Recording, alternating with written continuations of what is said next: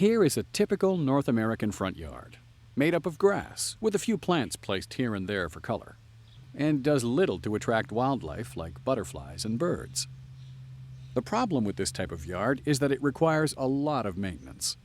The grass needs to be cut on a regular basis, which is no easy chore due to the design of the landscape, weaving in and out by flower beds, trying to get up close to walkways and driveways.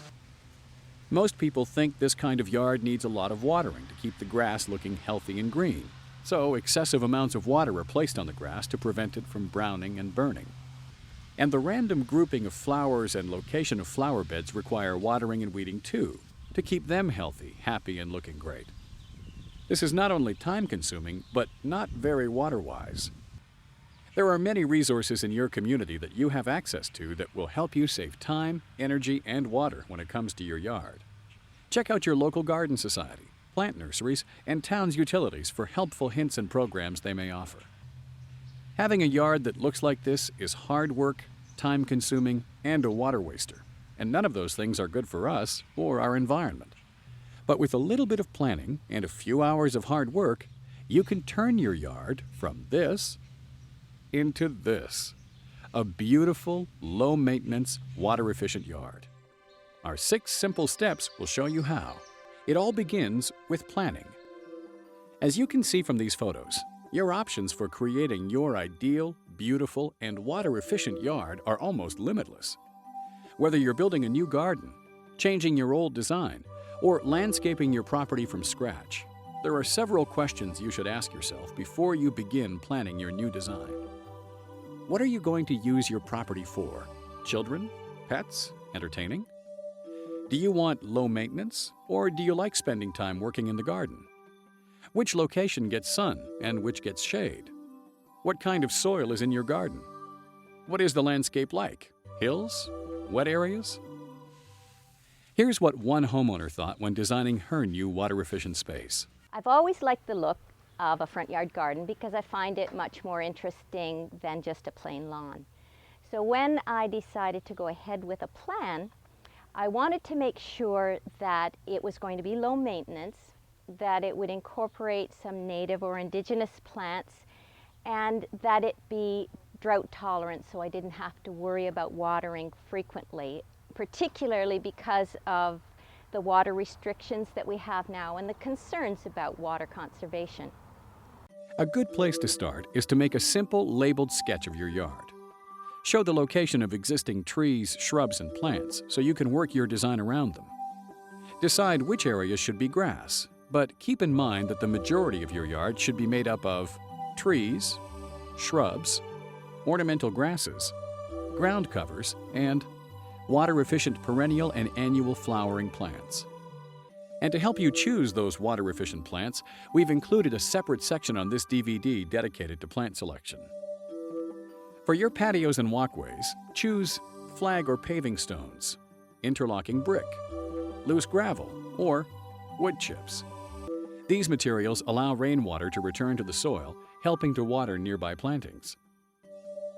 And lastly, when planning your landscape, remember the initial questions you asked yourself about the natural conditions and functional uses of your property and the appearance you want to achieve. By keeping these considerations in mind, and by making use of the wide variety of water-wise plants available, you'll be sure to create a landscape that is dynamic, beautiful, and easy to maintain, one you'll enjoy for years to come. Once you decide on your start date, the first thing you'll want to do is call for locates. Contact your phone, hydro, gas, and cable companies to come out and identify where their cables are buried. This is an important step because if you don't call and you cut one of their wires, you could be looking at a substantial repair bill. You also need to schedule the delivery of all the plants and decorative materials you've chosen for your new yard, and you'll want to give some thought as to where all these materials are going to go. If your plan is to finish your yard in a day or two, then it's not such a big deal if you dump everything on your driveway. If your plan is to work on the yard over a period of weeks, then you may want to consider staggering the delivery of materials. Now it's time to remove existing sod and plants. Your biggest challenge is removing the existing sod. There are basically 4 ways to do this. The best, but most labor-intensive method is completely digging up the existing lawn. This classic method of creating a new garden bed starts like this. The sod is cut into 1x1 squares, ripped up, and then composted. The easiest method is to let Mother Nature do the work for you. This method is called solarization, and it works best for large areas. Cover the section of lawn to be removed with a sheet of thick black plastic and leave it in place for 6 to 8 weeks. When you remove it, the grass will be dead. Another method is to cover the grass with landscape fabric.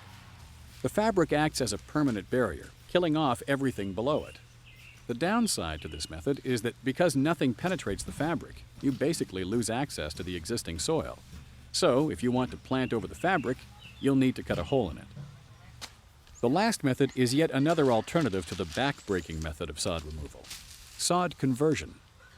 Instead of being ripped up, sod is covered with a light-proof material, usually newspaper. A thick layer of compost or topsoil, 6 inches minimum, is applied directly over top. Eventually, the grass underneath will die off and decompose.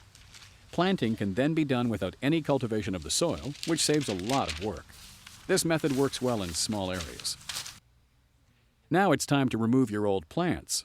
If they're dead, feel free to toss them. But if they still have some life left in them, then consider replanting them somewhere else on your property or offer them to a friend or neighbor. Now comes the fun part: planting your new plants. You already know from your plan where you want to put your new plants, but it never hurts to be sure. So before you start digging, place each plant roughly where it's going to go. Then, step back and take a look at what your yard will look like once it's planted. If you want to make a change to a plant's position, now's the time. Once you're satisfied with your design, it's time to start planting. In most cases, your existing soil lacks the nutrients it needs to support your new water-efficient yard. So you need to add some high-quality, nutrient-rich compost. Good compost is one that has enough moisture to easily clump together, but not so much that it's hard to break apart. Once the layer of compost is in place, prepare a hole that's just a bit wider than the plant and deep enough so that the bottom of the stem is even with the grade. Once the hole is ready, remove the container from the bottom of the plant. Before you put the plant in the hole, be sure to loosen the roots. This helps the plant roots take hold quicker, making for a stronger, healthier plant. Position the plant in the center of the hole and fill in on all sides with fresh topsoil.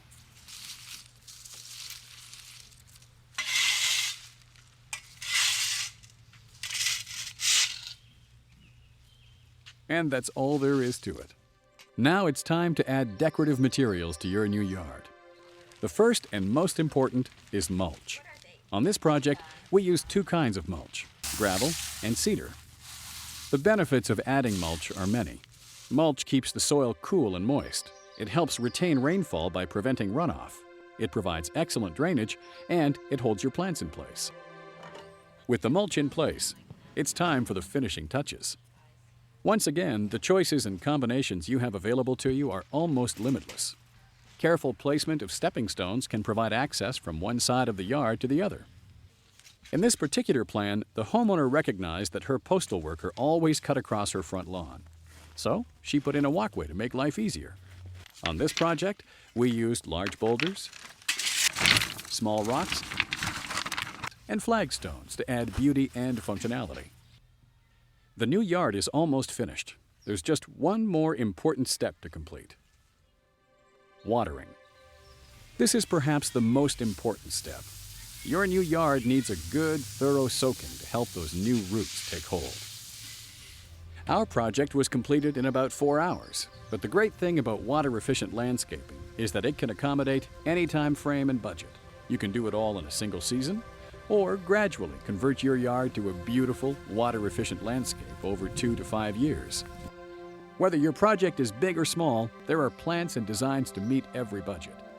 Speak to the experts at your local garden center. They'll be more than happy to help you with whatever you need.